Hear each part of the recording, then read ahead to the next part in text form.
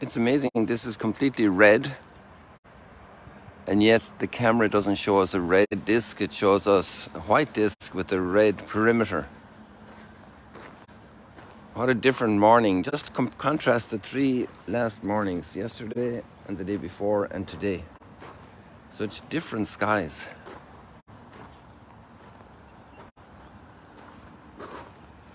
I wonder how it'll show up here on the camera. There, it's a bit more red here actually.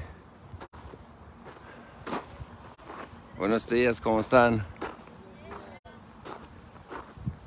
Mire el reflejo que está aquí.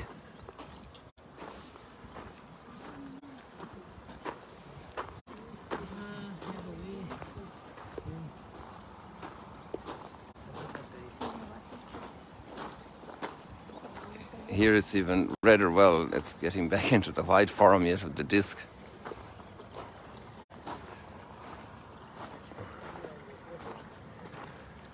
Interesting how nature works.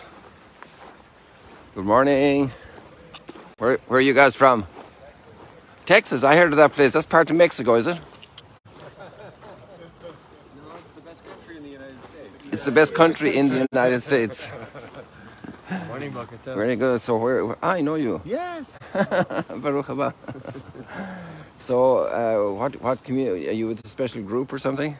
With time. Special. Yeah. You told me about this group. Yeah. Are you a particular church? No, we all work for the same company. So there's a company trip. That's interesting to have a company trip here to the Holy Land. Yes, I like that. They do that several times a year, actually. You do for their employees. Yeah, so it's a bigger company. About 350 employees. Oh wow! And what you guys do? Home building. You build homes, construction. Yes, construction. Wow, my dad was a carpenter. Is that right? Yeah, and then he inherited a farm from his uncle who didn't have children. So I was raised on a farm, but my dad knew all about carpentry, and he had his toolbox and everything. Whereabouts did you grow up? I was born in the Holy Land. Okay. In the Holy Land of Ireland. Okay. And I was waiting for the second part of that. I work here in the Promised Land. There you go. From the Holy Land to the Promised Land. Yes. It's debatable where the Holy Land really was. It's all about where we were all from. Yeah. Where the Promised Land. Wherever God is, that's holy. That's right. Wherever He Everything allows our feet to take us. A good carpenter makes good things. A good builder builds good things, and Amen. The Lord built the universe, so it's good. It's all from His hands, you know. It is good. I read somewhere. It is good. I think that's And actually, there's another line. Another line says it was very good. That's right. When He was talking about you and me. Yes, and Adam and Eve. God bless you guys. Bless you. We're doing a live stream every morning here, so people can see the sunrise at the Sea of Galilee. Yeah, we're live now. You want to say hello? Hello. One second. Hold on. It's Chaim, the guide, and these are three guys that are building homes. Fantastic. People need homes. Well-built homes, not that don't leak. That's right. That hold up, they're strong. Straight and square. Very good. These guys do the work. Excellent. I like that. Shalom. So what's your big impression here of just being the first time in the Holy Land, I presume, right? No, not my first time. What's your first impression? I would say, my theology has been transformed because Theology has been transformed. yeah, there's like flesh added to the skeleton. Wow. It's the word coming to life. The word coming to life. Very good. Excellent. What's your name? John, John. Oh, that's a good name. thank you. We had a big feast day for John 2 days ago. And this gentleman? I would say for me, it's more just knowing what some of it meant, like finding deeper meaning for what you may have heard since you were a kid, or what you may have been reading your whole life. That's interesting. And then now you really know what some of the stuff means and how it pertains to where you're at. That's good. I like it. That's great. Isn't that wonderful? These are solid carpenters, solid builders. Build solid, built in rock. When your house is built in rock, right? That's right. Amen. Yes, the rock of God's word. God bless you. Shalom. We'll give you the link afterwards. I'll make sure. Send me what's up to remind me, Chaim. Okay? God bless you guys. Isn't that nice? They're hardworking guys, home builders, construction guys, and they're so familiar with God's word, and their heart is warm for God's word, and they want to grow more closely, understand it better, not just an abstract theory, something that comes alive, that's relevant. God's word is very relevant for us. You see that grey cloud there? Maybe a lot of people find God's word, the Bible, to be a big grey blurb, you know. But when you start getting involved with it then, and that cloud lifts and you see the contours of the... I think it went a bit fuzzy there because I have a low battery. So maybe I should focus on our text more directly right now. I'm going to stay away from the chainsaw so we don't have sound distractions. So we're still in the Christmas period, don't forget that. Why are we doing that? Because the Christ's disciples, the church, decided at the early time in the church to remember Christ's birth every year when the sun is overcoming darkness. The days are getting longer. Sol Invictus, the unconquerable sun, and the absolute unconquerable sun is God, and the Christ, the incarnation, God made flesh, the light coming into the world. And to celebrate that at this time of the year is very meaningful, and it also helped pagan peoples to have a discovery of the true light that's unconquerable. And that's the reason for the positioning of Christmas at this time of the year.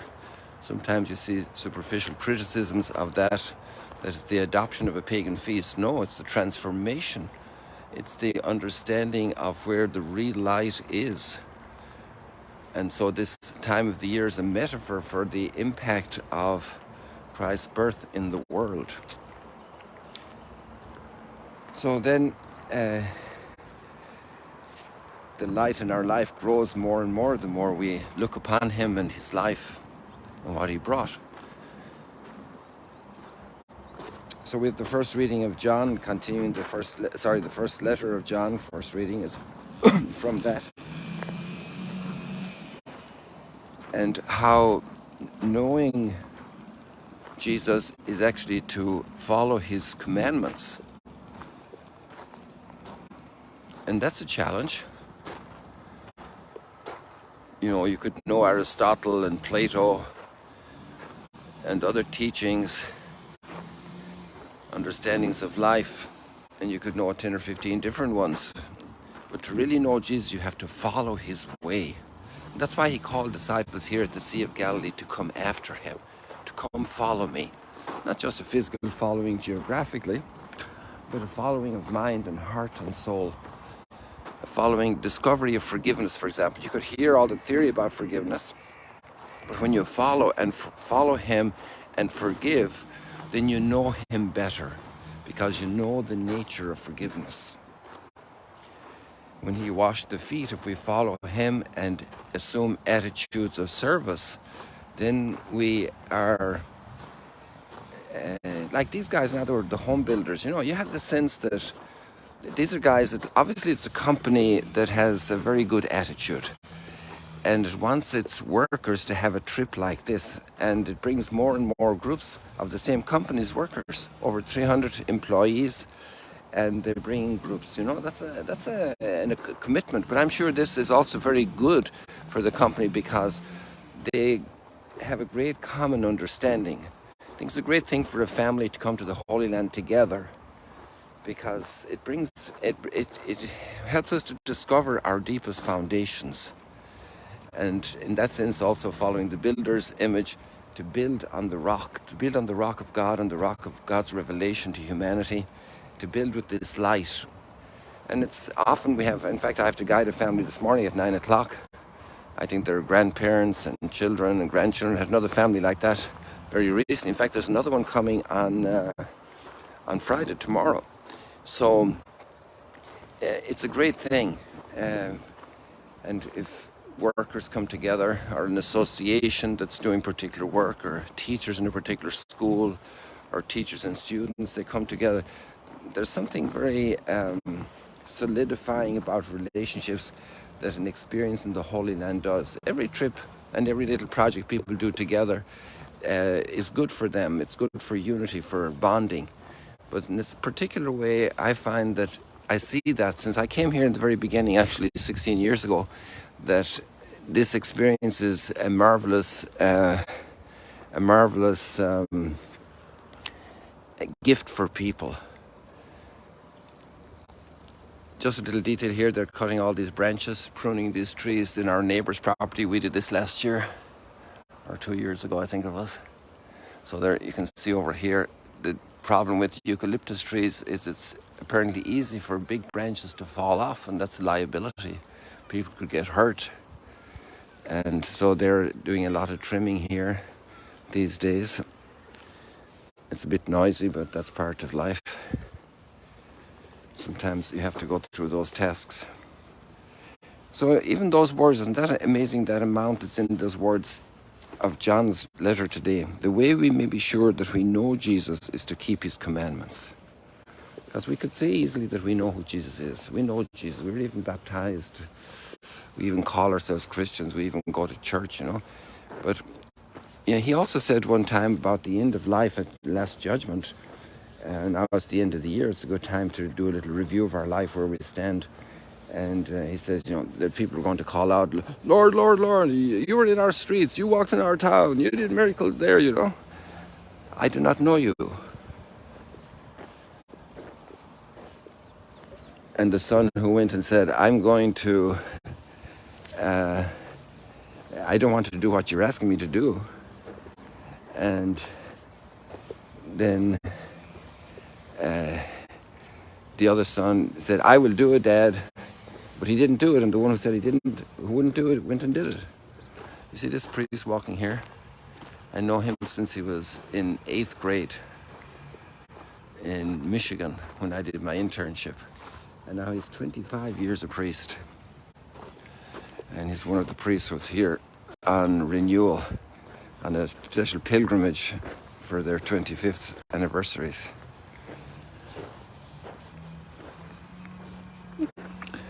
To follow, come follow me. Come follow me. That Jesus called to our lives, come follow me. And we see the great joy of elderly people when they discover Jesus. And we have Simeon in the gospel today lifting up that baby. And his heart is filled with joy.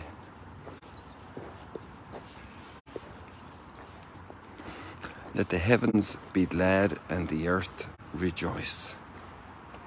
Let the heavens be glad and the earth rejoice.